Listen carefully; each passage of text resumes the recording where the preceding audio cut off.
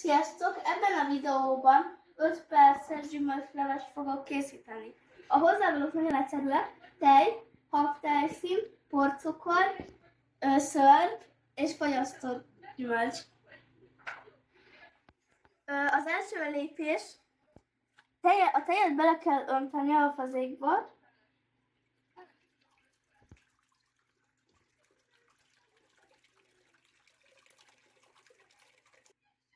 A második lépés: a habtejszíneket bele kell önteni.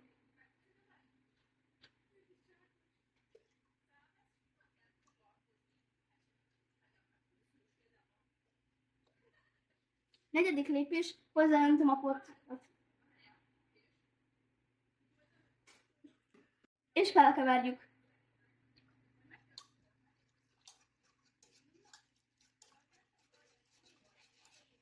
Következő lépés: hozzáöntjük a 4 deci szörpöt. A szörp lehet málna vagy erdélygyümölcs. Következő lépés: hozzáöntjük a fagyasztott gyümölcsöt a masszához. És összekeverjük. Kész is vagyunk, betesszük a hűtőbe, és kb. 1-2 óra múlva kész is van. Ha tetszett a videó, iratkozz fel, lájkolj és írd a kommentbe. Szia!